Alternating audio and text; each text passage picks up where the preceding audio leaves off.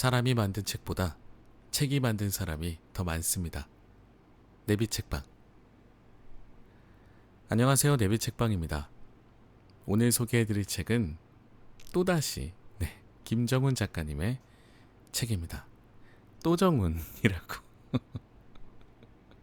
제가 요새 교수님, 작가님 책을 너무 연달아서 이렇게 소개하게 될 수밖에 없었습니다. 너무 재밌어서 또 한 권 들고 왔습니다. 영원히 철들지 않는 남자들의 문화 심리학. 나는 아내와의 결혼에 후회한다. 김정훈 지음. 출판사 21세기 북스. 의무만 있고 재미를 잃어버린 이 시대의 모든 남자들을 위하여. 자, 제목은 조금 다소 자극적일 수 있겠습니다. 편가르기는 아닐 것 같고요. 그냥 왜 이런 책을 쓰셨는지 저도 궁금했기에 들고 왔고요. 목차부터 확인하도록 하겠습니다. 개정판을 펴내며 그때는 정말 아내와의 결혼을 후회했다. 개정판까지 나온 거 보면 뭔가 많은 호응을 받은 책이었던 것 같습니다. 그리고 약간의 여기에서 생각의 변화라고 해야 할까요? 이런 것들을 저희가 확인할 수 있는 부분입니다. 제목이 그때는 후회했다. 프롤로그. 가끔 후회하는 남편과 아주 가끔 만족하는 아내는 문명적 불만이다. 이런다니까요. 교수님, 작가님 책은 이렇게 재미있고 유익합니다. 1. 나는 아내와의 결혼을 후회한다. 자, 간단하게 각 장들의 제목만 좀 살펴보겠습니다. 2. 계절이 바뀌면 남자도 생리를 한다. 3. 도대체 갈수록 삶이 재미없는 이유는? 4.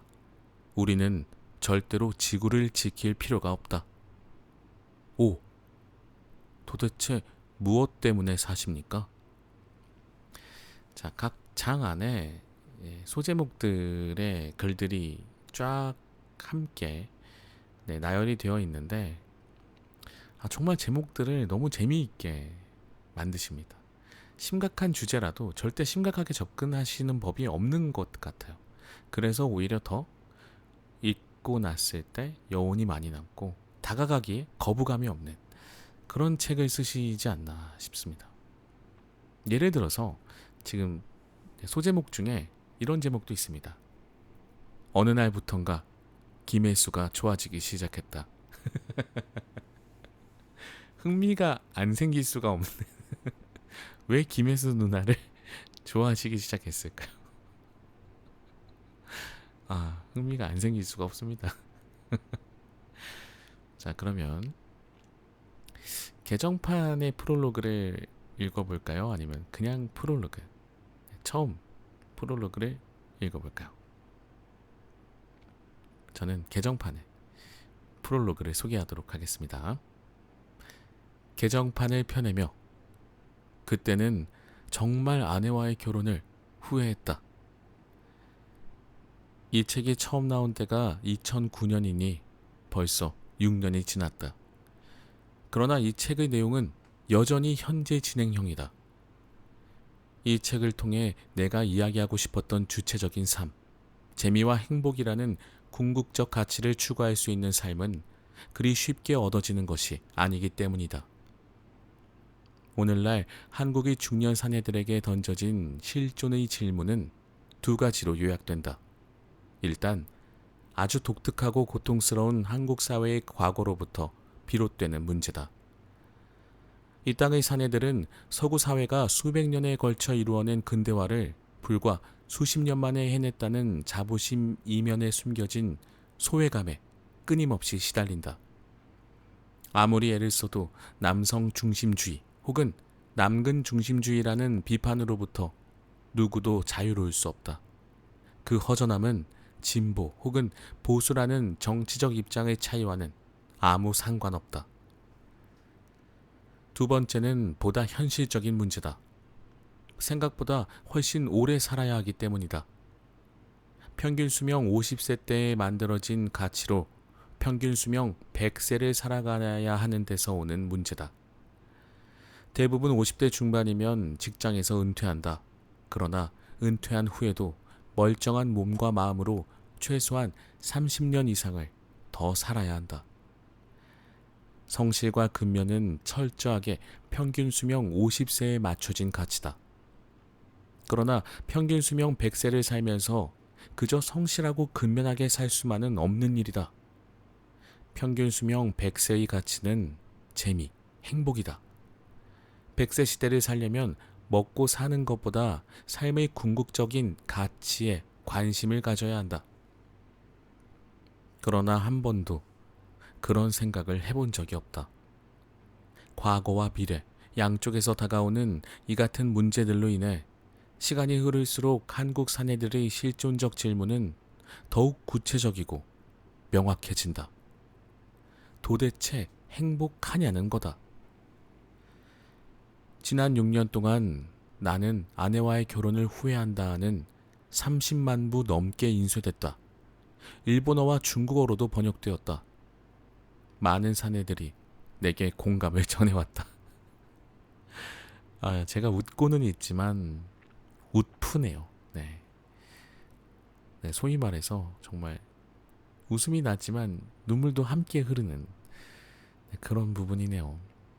물론 아직은 미혼입니다만 제가 감히 얼마나 또 남편분들의 마음을 이해할 수 있겠습니까마는 왠지 모를 감정의 동요가 일어나는 건 왜일까요? 그 사내들의 아내들도 내게 고맙다는 말을 전해왔다. 아내분들도 이 책을 읽어보셨을 때 많은 부분 이해할 수 있게 되신 것 같아요. 남편들이 차마 말하지 못하는 마음 깊은 곳의 쓸쓸함을 이젠 이해할 수 있게 되었다고 한다. 요즘은 여성 독자들의 반응이 더 큰 듯하다. 지금은 제목에서 오는 오해가 많이 풀렸다. 책 제목 때문에 차마 아내들이 볼 수 없게 가방에 넣고 다녔다는 사람도 있었다. 그런 상황을 대비해서 책을 디자인할 때부터 내가 배려한 것이 있었다. 표지의 커버를 벗겨내면 검은 바탕에 녹색 글씨로 아주 컵나게 컵나게가 아니고 폼나게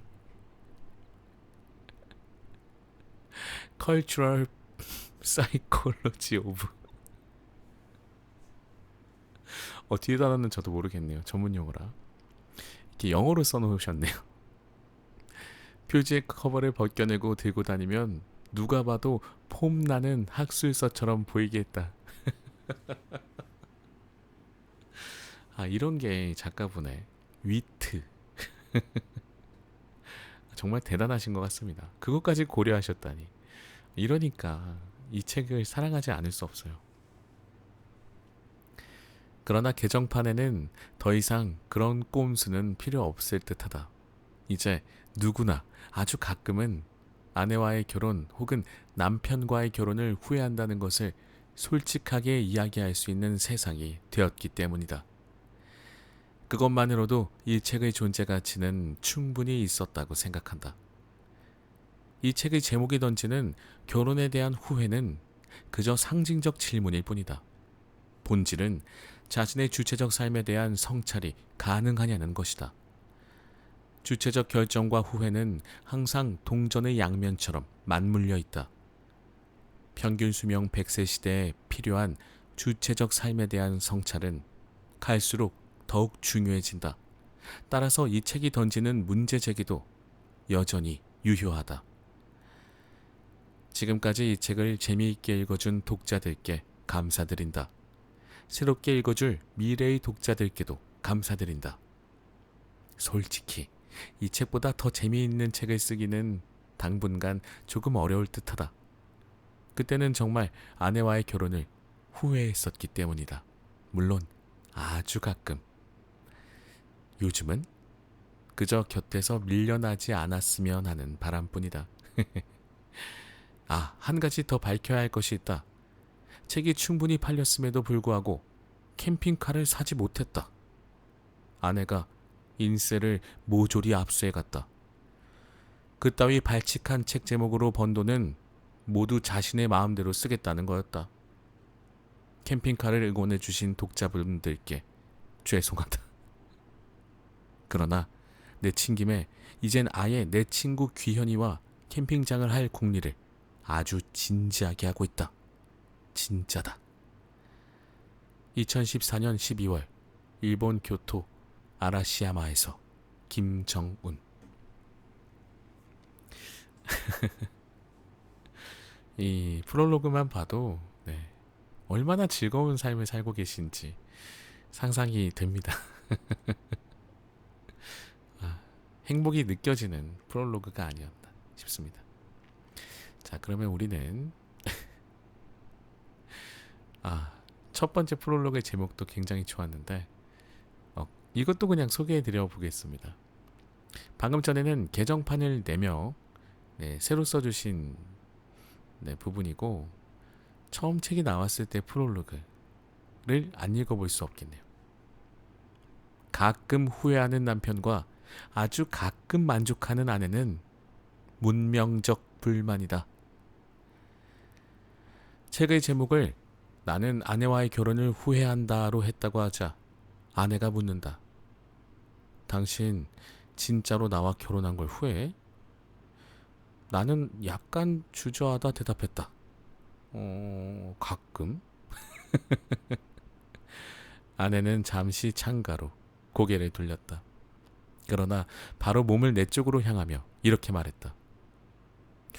난 만족하는데.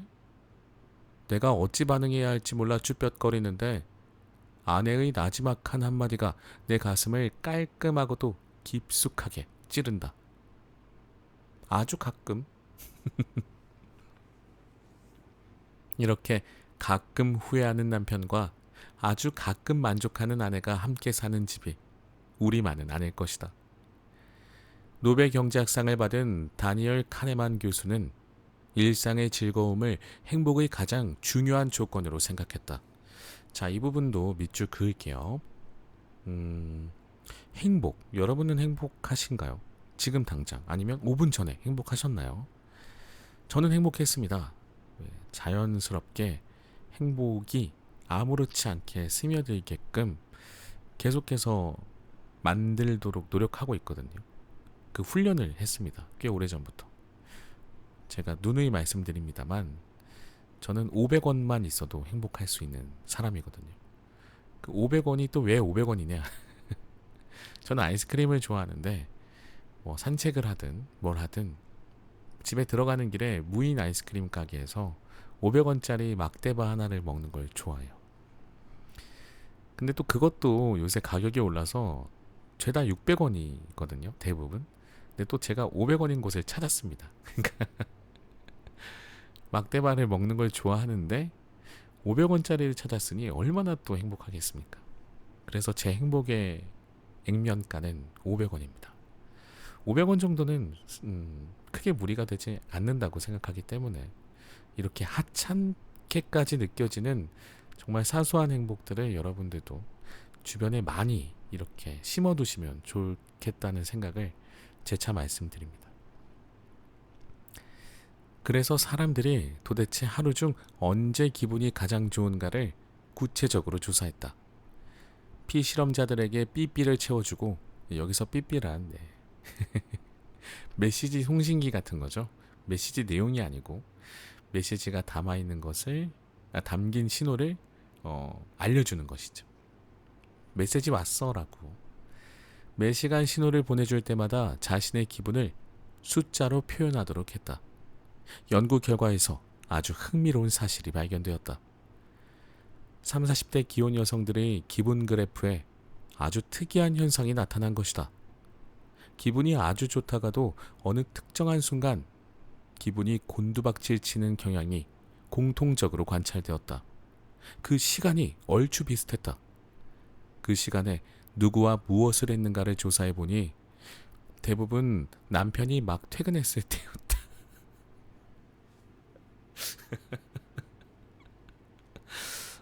이러면은 이거 이 책의 제목 할 말이 생기는 겁니다. 명분을 줬어요.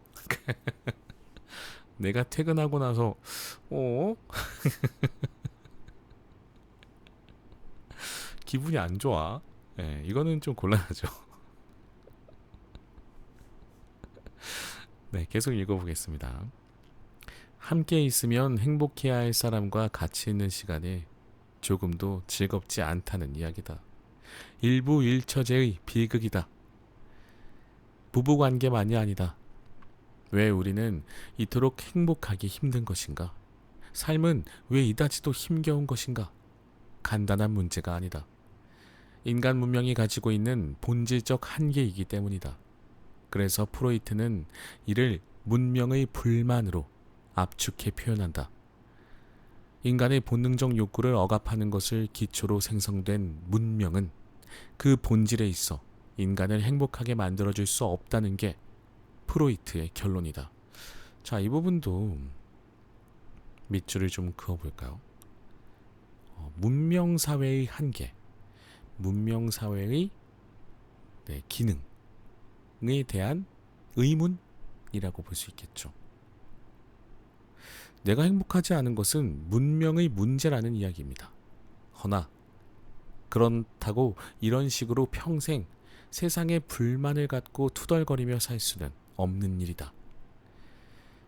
이 책은 왜 우리의 삶이 재미없는지, 행복하지 않은 이유는 도대체 무엇인지, 더 나은 삶에 대한 희망은 어디서 오는지, 아니 도대체 희망은 있기는 한지 등에 관한 문화 심리학적 해석이다. 오늘날 각 분야의 전문가들은 서로 목소리를 높여 한국 사회의 문제점을 지적한다. 대부분 경제나 사회 구조에 관한 비판이다. 그러나 아쉽게도 가장 본질적인 문제를 지적하는 사람은 없다. 사람의 문제다. 문화 심리학적으로 한국 사회의 가장 근본적인 문제는 사는 게 재미없는 남자들이다. 온갖 사회정의를 부르짖는 구호 뒤에 숨겨진 적개심, 분노, 공격성의 실체는 재미없는 삶에 대한 불안이다. 행복과 재미로 가득 찬 삶의 가능성에 대해 이야기하고 싶다. 개인의 구체적 삶의 조건에 관한 내 주장들이 심리학적 환원주의라고 비판받을 수 있겠다. 옳다. 그러나 사회 구조론적 환원주의만큼 무책임한 이야기는 아니다. 그동안 우리는 아무도 책임지지 않는 사회 경제 문제에 관한 거대 담론에 일방적으로 설득을 강요당하며 살아왔다. 그러는 사이 오직 나만이 책임져야 할 내 구체적 실존의 문제는 외면하도록 철저히 학습되었다. 그 결과 아무도 내 이야기를 하지 않는다. 공허한 남의 이야기뿐이다. 나도 마찬가지다. 2000년 독일에서 귀국한 후 오늘까지 나는 재미없는 삶은 삶이 아니다라는 주장을 쉬지 않고 해왔다. 명지대학교 사회교육대학원의 국내 최초의 여가학 석사과정인 여가경영학과를 설립해 노는 문제를 집중 연구하고 가르쳐왔다. 교수 이외에도 한국여가문화학회 부회장, 휴먼경영연구원 원장, 명지대학교 여가문화센터 소장, 정부의 여가정책 포럼위원장 등등 현재 내가 맡고 있는 직함만 10개가 넘는다. 이렇게 전 국민의 노는 문제에 관여하며 정신없이 살다 보니 벌써 10년이라는 시간이 흘렀다. 하루에도 수십 통의 강연 요청이 밀려든다. 그 전화를 다 받다 보면 내일은 아예 엄두도 못 낸다. 이제 아예 강연 요청을 거절하는 비서를 따로 두고 있을 정도다. 그러나 잘 놀아야 한다, 행복해야 한다는 주장을 하면서 정작 나 자신은 놀 시간이 하나도 없이 살았다. 즐겁거나 행복할 시간조차 없었다. 그러는 사이 나는 내가 비판하던 그 문제만은 한국의 중년 남성 가운데 하나가 되어 있었다. 쉽게 화내고 좌주좌절하고 사소한 자극에도 짜증부터 내는 아주 전형적인 한국의 중년 남자. 이제까지 내가 했던 이야기를 처음부터 다시 해야 했다. 그러나 이젠 더 이상 남의 이야기가 아니라 내 구체적인 이야기로 시작했다. 왜들 그렇게 아무 생각 없이 살고 있는가를 이젠 잘 이해할 수 있다. 내 문제이기 때문이다. 그 중에서도 하루도 빠지지 않고 내 불평과 갈등, 즐거움과 행복의 원인이 되는 내 아내 이야기부터 시작했다. 자, 여기서도 작가님의 이 위트는, 감각은 많이 드러나죠. 하루도 빠지지 않고 내 불평과 갈등, 즐거움과 행복의 원인이 되는 내 아내 이야기. 이 부분이 부정적인 걸 앞에 내세우고 뒤에 좋은 걸 넣었기 때문에 인간은 마지막 부분을 더 잘 기억하잖아요. 그래서 더욱 절절한 이야기다. 지난 2년 동안 삼성경제연구소의 동영상 강의 재미있는 창조다를 통해 내 이야기를 했다. 신동아의 김정훈 교수의 재미학 강의와 월간조선의 김정훈의 클로즈업에도 연재했다. 이것들을 정리해 책으로 묶었다. 정말 많은 분들이 내 이야기에 공감을 전해왔다. 과분할 정도의 관심과 사랑을 받았다. 남의 이야기가 아니라 40대 후반의 철없는 내 이야기였기 때문이라고 생각한다. 삶의 재미는 내 이야기가 있을 때 생긴다. 건강한 사회는 각자의 내 이야기가 풍부한 사회다. 그래서 스토리텔링의 시대라고 하는 것이다. 보다 많은 이들과 내 이야기를 나누고 싶다. 1장. 나는 아내와의 결혼을 후회한다. 하얀 침대 시트에서는 누구나 잘 알 수 있다. 어쩌다 별 5개짜리 고급 호텔에서 잠을 자면 너무 행복하다. 그런데 가만히 생각해보면 숙박비가 비싼 까닭만은 아닌 것 같다. 까닭만은 아닌 것 같다. 도대체 왜 초특급 호텔에선 그토록 기분이 좋은 것일까? 아니, 우리 집 침실에서는 고급 호텔처럼 행복하지 않은 이유가 도대체 무엇일까? 무슨 차이일까? 한동안 내가 아주 골똘히 고민한 질문이다. 가끔 나는 이런 황당한 질문을 가지고 고민하느라 많은 시간을 보낸다. 내 가까운 후배인 고대 심리학과 허태균 교수는 이런 내 이야기를 듣더니 1초도 주저하지 않고 대답한다. 형, 그건 간단해. 함께 자는 사람의 차이지. 거참 맞는 이야기 같기는 하다. 참고로 허 교수의 별명은 수컷의 향기다. 가슴에 털까지 수북한 허 교수는 목욕하고 나올 때 와이셔츠에 넥타이까지 다 맨 다음에야 비로소 팬티를 입는다. 그만큼 자신이 있다는 거다. 그는 세상의 모든 남자들을 둘로 분류한다. 팬티를 가장 먼저 입는 남자와 가장 나중에 입는 남자. 이런 얘기가 좀 있었습니다. 탈의실에서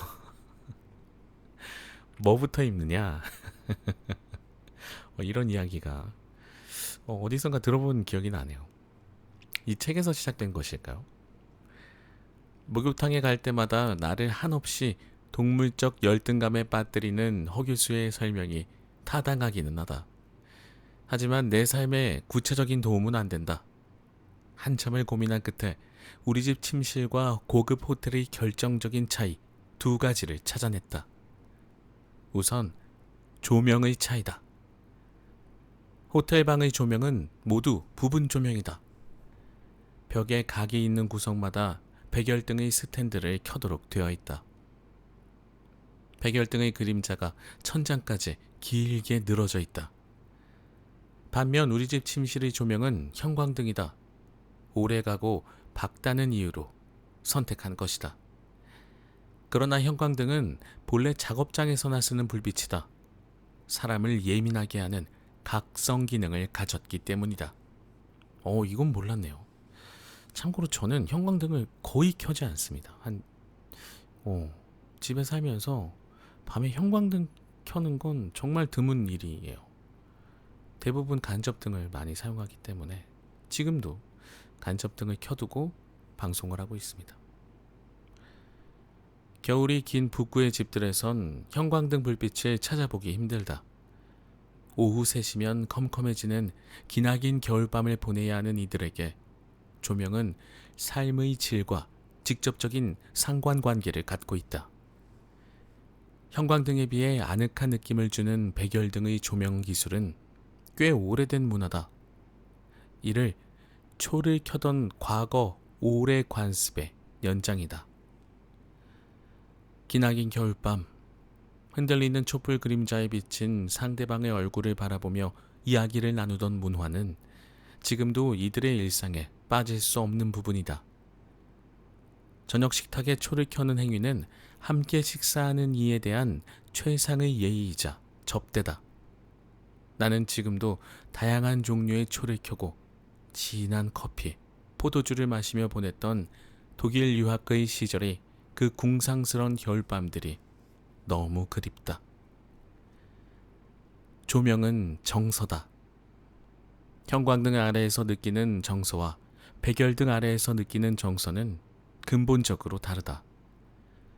백열등을 이용한 부분 조명은 사람에게 지극히 아늑한 느낌을 준다. 사람도 마찬가지다. 같은 사람이라 할지라도 부드러운 백열등의 부분 조명을 뒤로 한 여인의 실루엣과 형광등 불빛 아래에서 창백하게 드러난 여인은 질적으로 다른 존재다. 신혼여행지의 고급 호텔에서 봤던 아름다운 아내가 간 곳이 없어진 것은 바로 이 조명 때문이다. 모든 것을 만천하에 드러내는 형광등 불빛 아래서 예뻐 보일 여자는 없다. 과감하게 침실의 조명을 바꿨다. 형광등을 없애고 구석구석 부분 조명을 설치했다. 과연 과거의 그녀가 다시 돌아왔다. 20년 전 제주도 특급 호텔에서 만났던 바로 그 아름다운 여인이다. 물론 변화도 있다. 만져보니 팔뚝의 두께는 많이 달라져 있었다. 그때도 두꺼웠지만 지금은 훨씬 두꺼워졌을 뿐 아니라 아주 단단해지기까지 했다. 그래도 최근까지 함께 지냈던 형광등 불빛 아래의 그녀보다는 훨씬 아름다웠다. 조명보다 더 중요한 차이가 있었다. 그건 바로 고급 호텔의 트레이드마크인 하얀 침대 시트다. 특급 호텔의 침구는 하나같이 하얀색이다. 이제 막 다림질한 듯한 기분 좋은 까슬까슬함도 있다. 그 안에 들어가면 참 좋다 하는 탄성이 나도 모르게 흘러나온다. 나는 조명을 바꾼 김에 아내에게 아예 침구도 하얀 시트로 바꾸자고 했다. 아내는 황당한 표정으로 한참을 물끄러미 내 얼굴만 쳐다보더니 이렇게 대답한다. 당신이 다 빨고 다리고 매번 침대보 갈 거면 그렇게 하시든지. 그날 이후로 난 매일 밤 졸랐다. 착하게 살겠다. 하얀 침대에선 정말 열심히 하겠다. 정말 잘할 수 있다. 최선을 다하겠다. 아내는 요지부동이었다. 그러나 난 한 번 하겠다고 마음먹은 일은 꼭 해야 하는 성격이다. 매일같이 새벽에 일어나 낫도깨비 마냥 침실과 거실을 왔다 갔다 했다. 잠든 아내가 깨도록 불을 켜고 일부러 부스럭거리며 소란을 부렸다. 잠에서 깨 졸린 눈으로 도대체 뭐 하냐고 타박하는 아내에게 나는 불면증이라고 했다. 하얀 침대 시트가 아니라서 잠이 안 온다고, 자꾸 머리카락이 빠진다고도 했다. 하얀 시트에서는 머리카락이 더 잘 자랄 거라고 했다. 결국 내 월급 전부를 손도 안 대고 아내의 통장으로 통째로 이체한다는 조건으로 하얀 침대 시트를 얻어냈다. 그래서 요즘 난 하얀 시트에서 잔다. 잠이 정말 잘 온다. 그 깔끔한 하얀 시트의 느낌은 정말 행복하다. 그리고 매번 최선을 다한다. 아내도 하얀 침대 시트 위에서는 많이 달라졌다고 한다. 자, 이 부분만 보더라도 월급 통장을 아내의 통장으로 통째로 이전한다는 조건까지 수락하신 거 보면 정말 아내와의 결혼을 후회하시는 것 같지는 않습니다. 정말 많이 사랑하시는 것 같아요. 행복하고 싶은가? 그렇다면 행복을 구체적으로 정의할 수 있어야 한다. 내 침실의 백열 등 부분 조명과 하얀 침대 시트처럼 자신이 좋아하는 것을 직접 느낄 수 있게 정의할 수 있어야 한다. 이를 전문용어로 조작적 정의라고 한다. 행복이 무엇인가를 이론적으로 정의 내리는 것을 개념적 정의라고 한다면 조작적 정의는 행복을 구체적으로 경험할 수 있고 반복 가능한 방식으로 설명하는 것을 뜻한다.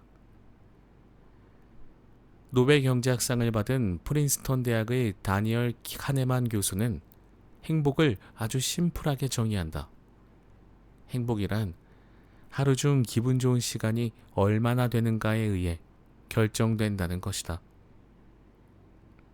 자, 이 부분은 밑줄을 좀 그어볼까요? 굉장히 정말 간단하네요. 네, 간단 명료하죠? 하루 중 기분 좋은 시간이 얼마나 되는가? 기분 좋은 시간이 길면 길수록 행복하고 기분 좋은 시간이 짧으면 짧을수록 불행한 것이다. 아주 기막힌 행복의 조작적 정의가 아닌가? 여기에서 잠깐 궁금한 것은 하루의 대부분이 좀 힘들었지만 기분이 별로 안 좋았지만 아주 짧게라도 아주 강력하게 기분이 좋았다면 그날 하루는 행복으로 끝이 날까요? 아니면 불행으로 끝이 날까요? 그것도 조금 궁금하네요. 예를 들어서 퇴근 후에 집에 딱 갔을 때 온몸이 고단하고 너무 힘들었고 지쳤지만 문을 열고 집에 가는 순간, 들어서는 순간 아내와 사랑스러운 아이들이 보이면 그날 하루는 행복으로 끝날까요? 불행으로 끝날까요? 이런 생각도 드네요. 근엄한 사람들은 행복과 돈은 상관이 없다고 힘을 주어 말한다. 하지만 그렇지 않다. 일정 수준까지 행복과 돈은 아주 깊은 연관이 있다. 카네만 교수는 행복을 연구하는 과정에서 연봉이 9만 달러 이상인 사람은 연봉이 2만 달러 미만인 사람에 비해 2배 이상 행복하다고 느낀다는 사실을 밝혀냈다. 그러나 일정 수준을 넘어서면 돈과 행복이 반드시 비례하지만은 않는다는 사실도 밝혀냈다. 연봉 5만 달러를 버는 사람과 9만 달러 이상을 버는 사람 간의 행복의 차이는 별로 없었다. 요약하자면 이렇다. 행복하기 위해서는 일정 정도는 수입이 보장되어야 한다.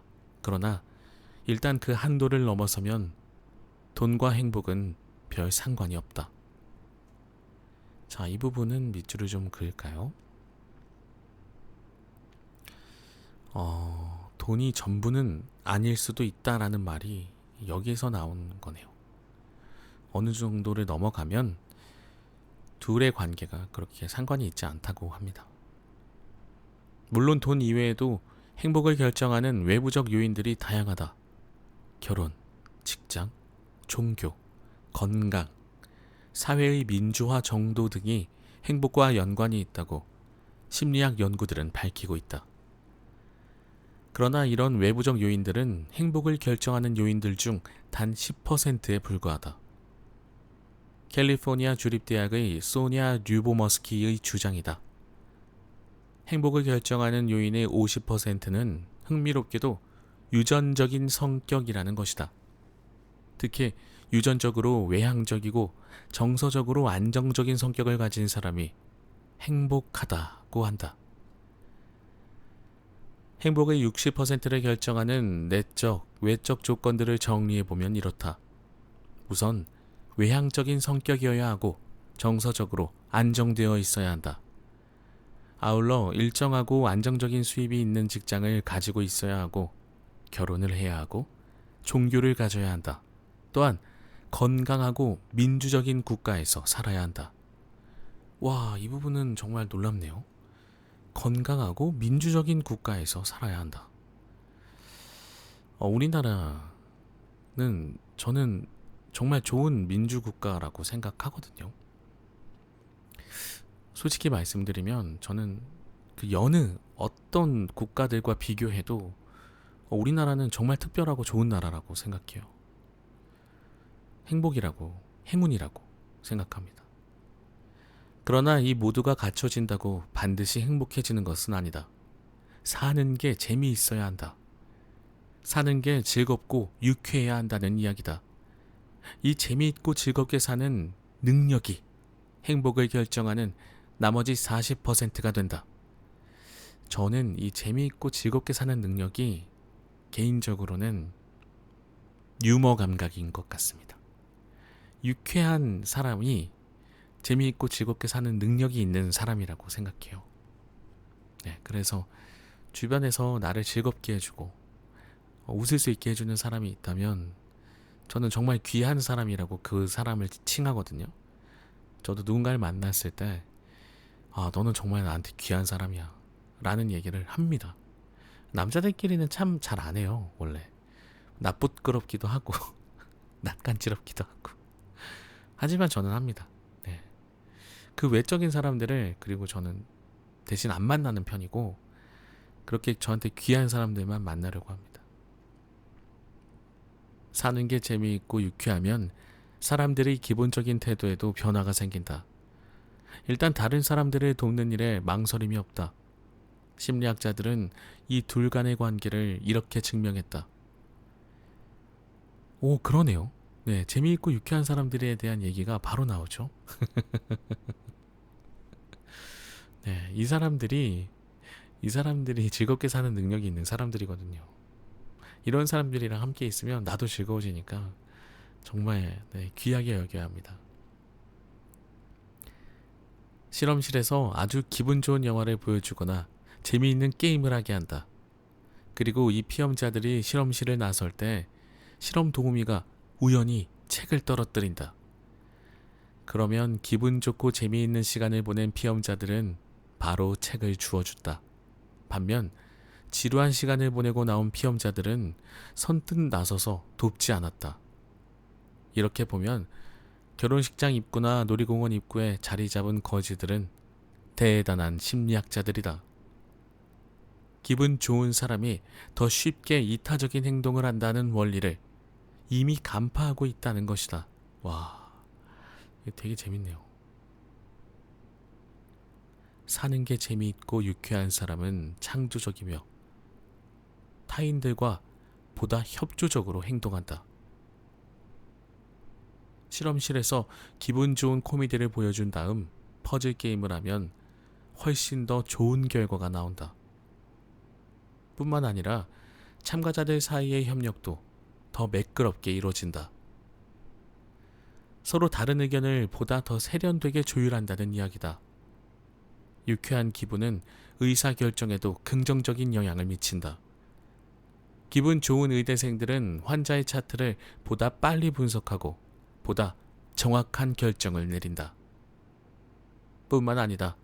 기분 좋은 상태에서는 훨씬 더 과감해진다. 평소에 하지 않았던 행동을 시도하는 용기가 생긴다는 것이다. 돈의 지출까지 과감해진다.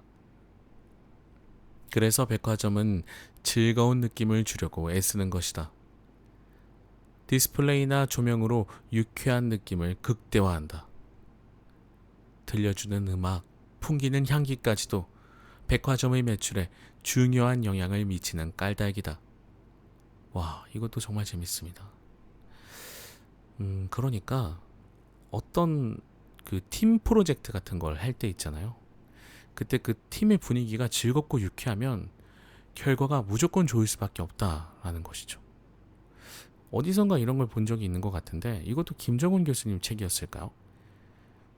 좋은 결과를 내는 그 운동, 스포츠 팀들은 서로 간의 스킨십이 굉장히 많대요. 실제로 스킨십이 많은 팀과 적은 팀을 비교해보면 경기의 성적도 훨씬 더 차이가 난다고 합니다. 스킨십이 많다는 건 뭐 폭력이 아니라 서로 뭐 손도 맞잡고 뭐 응원도 하고 뭔가 하이파이브도 하고 그러는 거잖아요. 네. 요즘엔 쉐이크 뭐 어쩌고 하던데 핸드쉐이크인가? 네, 그런 것들도 만들고 뭐 세리머니도 같이 하고 그런 팀들이 좋다고 해요. 그런 사람들, 그런 걸 잘 이끌어가는 사람들이 정말 귀한 사람이다라는 거 다시 한번 또 생각하게 됩니다. 행복의 요건 중 50%를 차지하는 유전적 요인은 어차피 운명이다. 팔자다. 나머지 10% 환경은 운명과 노력 이 두 가지의 복합적 관계로 이루어진다. 그러나 최소한 나머지 40%의 행복은 재미와 유쾌한 느낌을 유지하려는 노력만으로도 얻어낼 수 있다. 사람은 죽을 때 껄껄껄 하며 죽는다고 한다. 호탕하게 웃으며 죽는다는 뜻이 아니다. 세 가지 아주 치명적인 실수를 후회하며 뭐뭐 했으면 좋았을 걸 하며 죽는다는 것이다. 첫 번째 걸은 더 베풀고 살 걸이다. 아무리 가난한 사람이라도 죽은 다음 재산을 정리해보면 돈 1,000만 원은 나온다. 그 돈을 두고 가는 것이 너무 아까운 것이다. 이렇게 다 놓고 갈 걸 왜 그토록 인색하게 살았던가 하는 것이다. 두 번째 걸은 보다 용서하고 살 걸이다. 죽을 때 떠오르는 얼굴들이 있다. 사랑한 사람들의 얼굴도 떠오르지만 미워하고 증오했던 이들의 얼굴도 떠오른다.